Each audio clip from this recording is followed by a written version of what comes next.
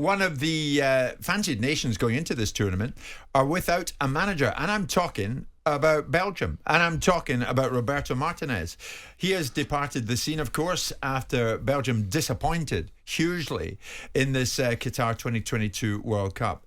And now, Simon, Vincent Kompany, famous Belgian from the past, of course, played many times for his country, now manager of Burnley, is being suggested as a man who fits the bill. Might be a bit early for Vincent Kompany to come into the frame in this way, because he's got a job in his hands. Burnley flying high in the Championship and heading towards the Premier League. So would he want it?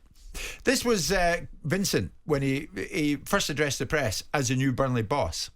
You have a choice between different pathways. I could go one pathway where you hop from one club to the other and hope that you reach the Holy Grail because you've just landed in the right squads, or you try and find people that you think, and that was my take on it. I thought that the level of transparency, the way that we discuss short term, mid term, long term, like I said, it's not rocket science. It's like any other thing in life. Is if you apply yourself and you bring you get the necessary time, and my contract reflects that. I've signed 4 to 5 year contract. And I'm patient. I'm not looking to hop from one club to the other. I'm happy to be here at Burnley for the long term if needed be. And I'm prepared for any scenario. Quite like that, Simon, don't you? I mean, I think that closes the door on any speculation involving Kompany in Belgium, doesn't it? Well, I think a player that's scaled the heights that he has and led in the manner that he did, and you've always got that, that fabulous Gary Neville euphemism when he described Vincent Kompany scoring that goal. And, where do you want your statue? And that sort of embodies the spirit that Vincent Kompany had at Manchester City. He's a leader. And I think leaders have more substance than followers. And so it doesn't strike me as somebody that would jump into a job and then jump out of it when he felt something immediately better came along. He stayed at Anderlecht for 3 years.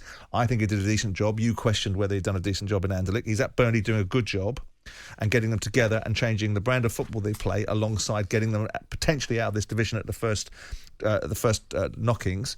And the Belgium job could be a poison chalice because what's coming behind this so-called golden generation. Right. So you're looking at it at a stage where he's developing his managerial career. He's still very young in managerial terms.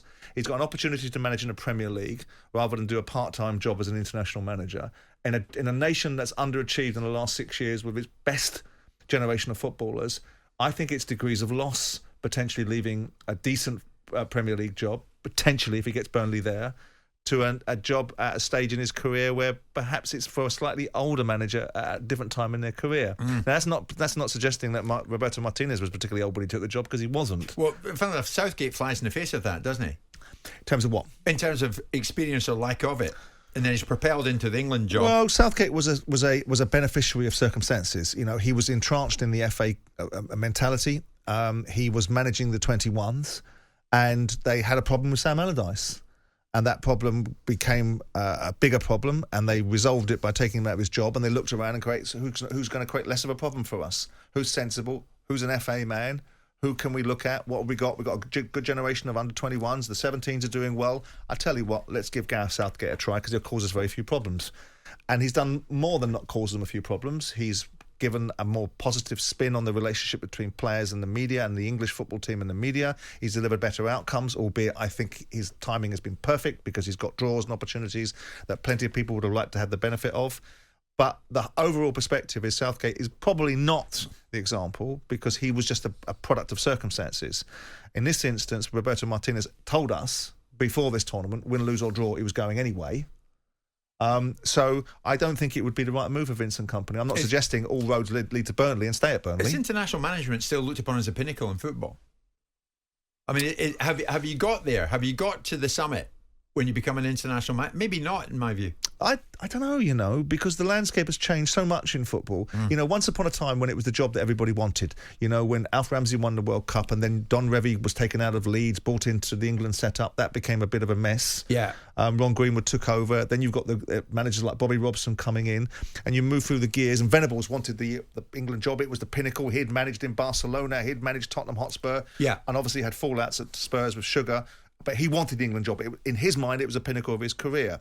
I think it's changed. I think with the evolution of the Premier League and the power that domestic football has, I think international managers' jobs are for different brand of manager than the elite ones. I mean, how many times? I mean, you can argue that Capello was an elite manager that won at every single level, and you can talk about other guys in the mix as well.